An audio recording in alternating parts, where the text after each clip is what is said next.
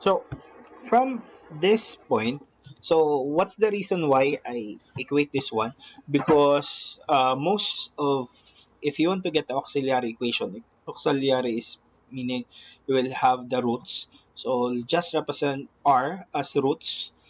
So from here, di ba, mo na equation.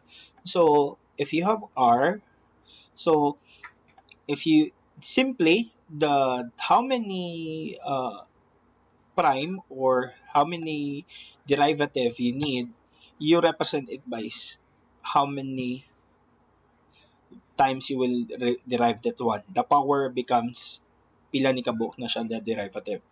Minus r minus, since wala na siya i-derive, so this is only like that one. Okay? So that is equal to 0.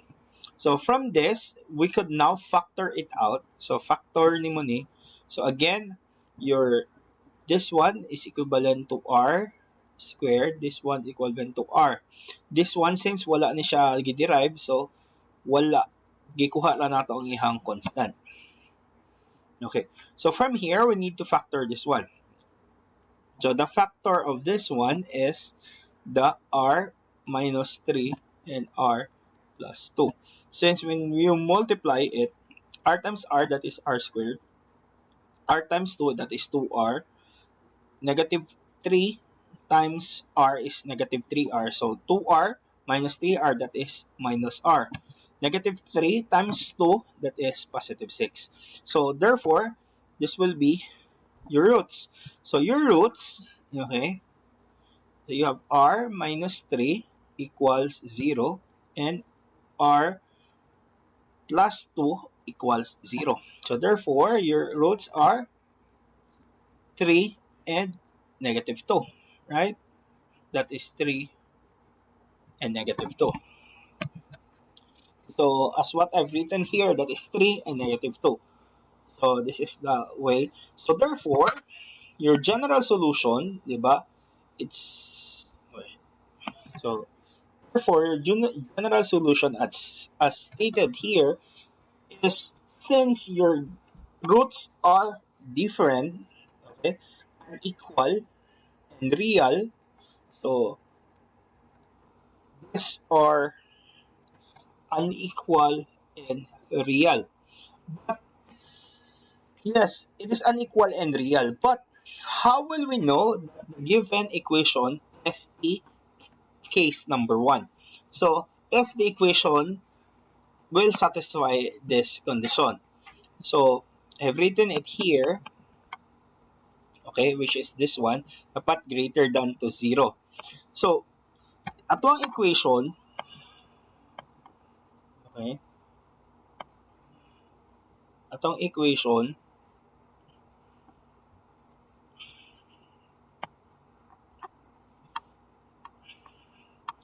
so atong equation is like this, okay?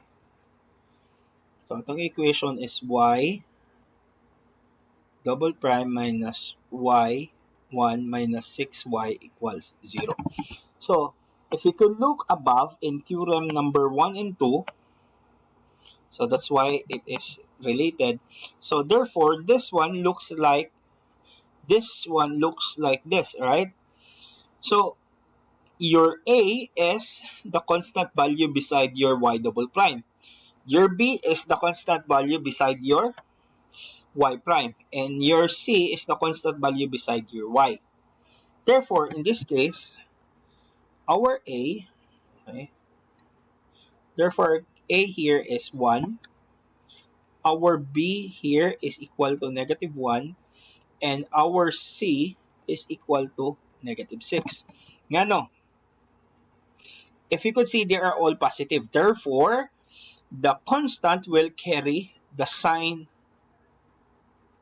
ani niya. So, since positive daw si B, so positive daw ni between y prime plus y double prime plus y prime. So, the negative must be with the value of B. So, from there, so from there, we test if b squared minus 4ac is greater than 0.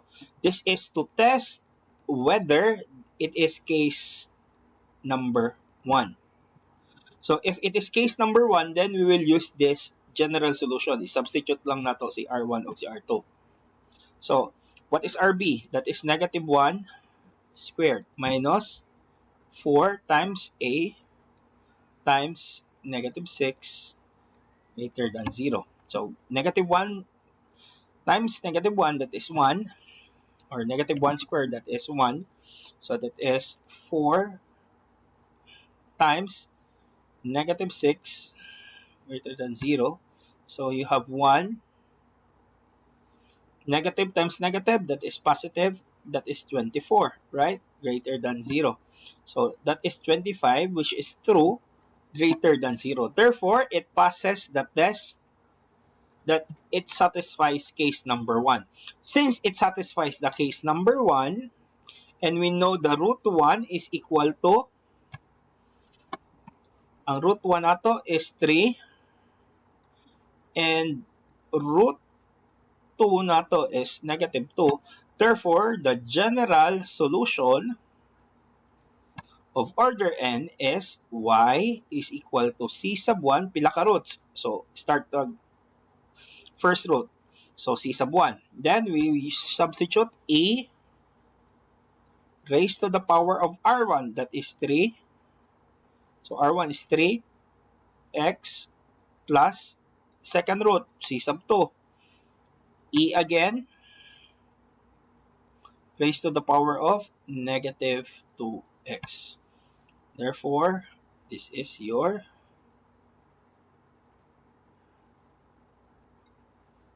general solution. Okay?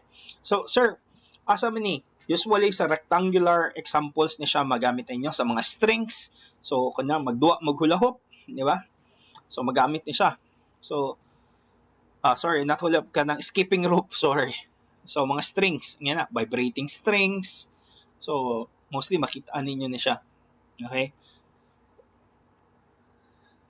So, that is actually how you will solve a case 1 distinct roots. So, simply, first, you test, mas better kung i-test ninyo una ang equation. So, kung ma-test ninyo na greater than 0 siya, then, gamito ninyo ang case number 1. Tapos, once na-prove na ninyo na case number 1 siya, so, kuhaon ninyo ang roots by substituting kini siya by a variable. After that, pagkakuha nyo sa roots, once makuha nyo roots, igo ra ninyo i-substitute aning general solution sa case.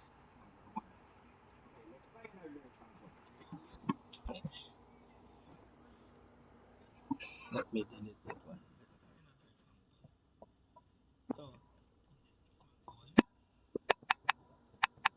So, sure, lahi na po na gini example, di na why. Okay.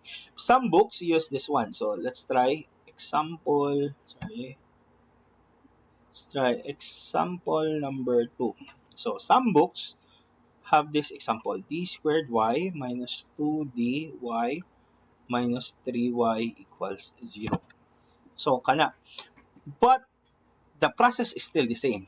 So, just remember this. Okay? So, this d squared y, this d or that dy represent the derivative, okay, with respect to x. So, from here, so since that is squared, that is second derivative. So, this is just equal to d squared y over dx squared minus 2 dy over dx minus 3y equals 0. So, they are just equal. So, if my given is this, mas dali. Kung kini akong given, so, i-transform pa ninyo og ingani. Okay? So, since kini man ato ang given, so, mas dali lang siya sulbon. So, from there, the first thing you will do is to factor this one. Okay? You factor this one. So, you have d squared. So, common man siya sa y, no? So, you have 2d minus 3, that is y equals 0. So, this part is called your f of d y equal 0. So, mura kag factor out po dani. So, you just need to solve your f of d equals 0. Since your f of d is equal to d squared minus 2d minus 3 equals 0 without the y. So, if you could still recall, at last example nato, mura ra siya og kining parta. Okay? Mura na siya kining parta. So, nagkuha lang dyan ta.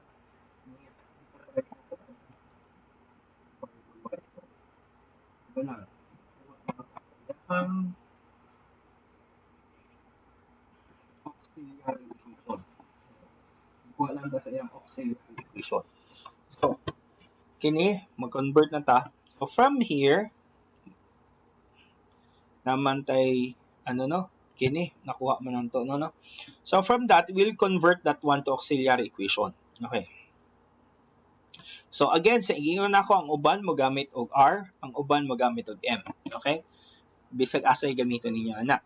Okay. So, but mostly, when you use D, M ang kapares niya. Okay, Y are roots. So, let's just use M since mo na gigamit ako. So, just replace the variable. So, di ba, Y, gi-replace na nato og R. So, since we have D squared minus 2D minus 3 equals 0, which is this one, just replace that one with M. M squared minus 2M minus 3 equals 0. Or, pwede ra ng ditso na siguro. This is called your auxiliary equation. This is your called auxiliary equation. So if you get your auxiliary equation, therefore you could now factor that one. So the factor of this one is m, that is 1, you have 2, right? So ang usa, no, this is 3. So let me erase this one. This is 3, this is plus. So let's try. M times M. Let's try if it returns M times M, that is M squared minus M plus 3M minus 2. Oh, sorry. 3 times 1, that is negative 3 equals 0. So therefore, you have M squared minus 2M minus 3 equals 0. So therefore, this is our root. Okay? So therefore, our roots are M plus 3 equals 0, which is, okay, sorry. Ano lang nato para maano to. Ang roots nato is M plus 3 equals 0 o M minus 1 equals 0. So therefore, your M is equals to negative 3 first root, M equals to 1 second root. So since we know that that is the root, okay, we forgot to test. So let's test if it satisfies our first case. So if you see our equation, so you have here, you see this one, okay, our A, or this equation, our A is a number, di ba? Ang ABC is a constant. So we don't have A here, therefore our A is equals to 1. So here, in this equation, our B is equal to negative 2. Okay, since positive dapat ni siya, tapos ang negative, i-carry sa arbitrary constant. So, and your C is equal to negative 3. When we substitute that one, B is negative 2 squared minus 4 times 1. Ang C is negative 3 greater than 0. This is 4 minus